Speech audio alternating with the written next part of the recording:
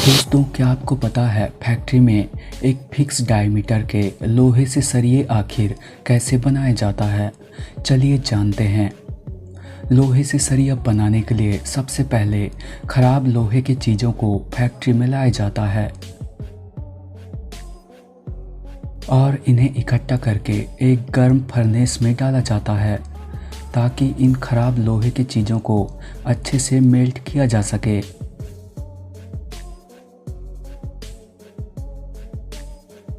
जब यह पूरी तरह से मेल्ट होकर लिक्विड में बदल जाता है तब इस फर्नेस को क्रेन की मदद से बाहर निकाल लिया जाता है।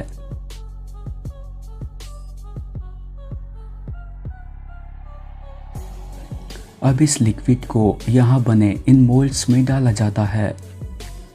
मोल्ड्स में डले लिक्विड जब शेप लेकर थोड़ा ठंडा हो जाते हैं, इन रेड हॉट बीम्स को बाहर निकाला जाता है। जब ये बीम्स पूरी तरह से ठंडा हो जाते हैं, इन्हें एक जगह पर कलेक्ट कर लिया जाता है। अब इन बीम्स को सरिया का रूप देने के लिए इन्हें एक कन्वेयर बेल्ट पर रखा जाता है और इन्हें गर्म चैम्बर तक पहुंचाया जाता है, जहां इन बीम्स को लगभग 3000 डिग्री सेल्सियस तापमान पर गर्म किया जाता है।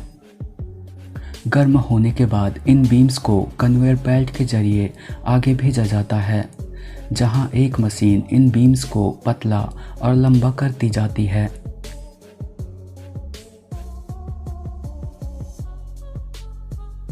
इस तरह से इन बीम्स को 3-4 मशीनों से गुजारा जाता है, जिससे ये बीम्स और भी पतले और लंबे होते चले जाते हैं।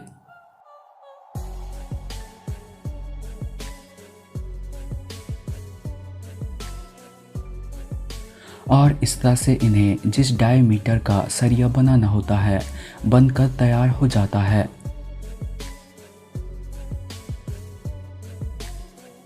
अब इन सरियों को ठंडा कर लिया जाता है, जिसके बाद ये लोहे के सरिये पूरी तरह से बनकर रेडी हो जाते हैं। दोस्तों, क्या आपको पता है फैक्ट्री में ऊन से कपड़े कैसे तैयार किए जाते हैं? चलिए जानते हैं। इसके लिए सबसे पहले भेड़ों से ऊन को निकाला जाता है। ऊन को निकालने के लिए ऊन निकालने वाली मशीनों का यूज़ किया जाता है, जिससे भेड़ों को किसी भी प्रकार की दर्द नहीं होती।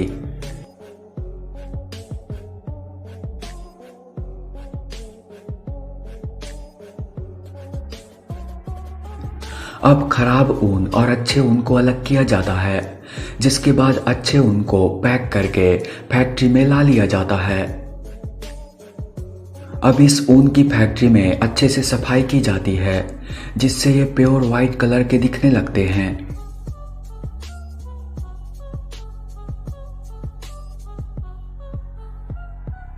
अब इस ऊन को एक मशीन में डाला जाता है, जहां इसे अच्छे से ग्राइंड करके एक स्थान पर इकट्ठा किया जाता है।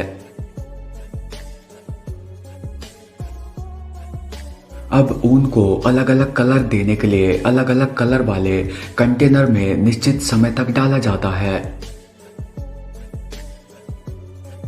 जब ऊन को कलर कर लिया जाता है, उसके बाद ऊन को धागा बनाने वाली मशीन में डालकर ऊन से धागा तैयार किया जाता है।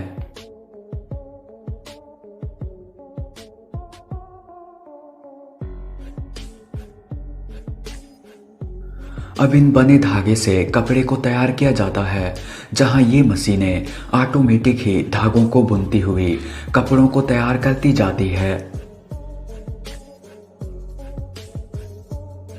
और इस तरह से फैक्ट्री में कपड़े बनकर रेडी हो जाते हैं। Vessel head making. दोस्तों, बड़े बड़े लोहे के टैंक बनाने के लिए इस हाइड्रोलिक मशीन का यूज़ किया जाता है। इसमें सबसे पहले राउंड शेप वाले स्टील के प्लेट को रखा जाता है। अब हाइड्रोलिक प्रेस मशीन के जरिए इस स्टील के प्लेट को थोड़ा थोड़ा करके दबाया जाता है। इस तरह से प्लेट के किनारों को भी दबाकर इसे कर्व शेप दिया जाता है। अब इस कर्व प्लेट को फाइनल फिनिशिंग दिया जाता है, जहां एक मशीन इस प्लेट की चिकनाई बढ़ाते हुए इसे फाइनल फिनिशिंग देती जाती है।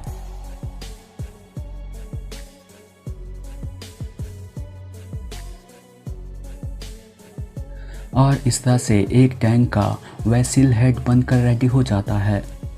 दोस्तों, जिन पेन का यूज़ आप दिन रात लिखने के लिए करते हैं, उन्हें फैक्ट्री में बनाने के लिए सबसे पहले उसके आउटर बॉडी को तैयार किया जाता है, जिसके लिए पॉलीप्रोपिलीन कोपोलाइमर का यूज़ किया जाता है। इस मटेरियल को अच्छे से पिघलाया जाता है और पिघलाकर मोल्डिंग मशीन तक भेजा जाता है, जहां मशीन ऑटोमेटिक ही पेन के आउटर बॉडी को तैयार करती जाती है। और इस तरह से पेन के कैप और रिफिल को भी तैयार कर लिया जाता है।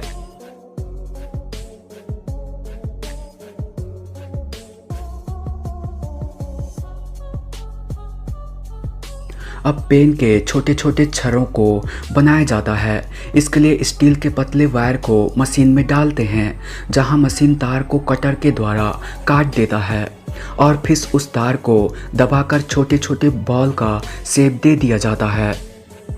फिर बॉल को पॉलिश करके शाइनिंग लुक दे दिया जाता है। अब पेन की इंक को बनाया जाता है, जहां नेचुरल वैक्स, वार्निश और कोबाल्ट को एक मिक्सर में डालकर उसे अच्छे से मिक्स किया जाता है। और साथ ही साथ जिस कलर की स्याही चाहिए होती है, उस कलर के पिगमेंट्स मिक्स कर दिए जाते हैं और इस तरह से स्याही बनकर तैयार हो जाती है।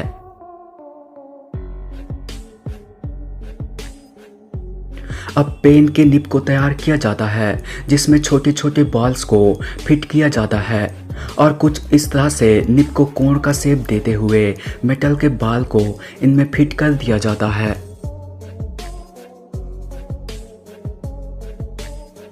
अब इन सारे बने पार्ट की असेंबलिंग की जाती है, जहां इंक इंजेक्ट मशीन द्वारा रिफिल में स्याही को भरा जाता है।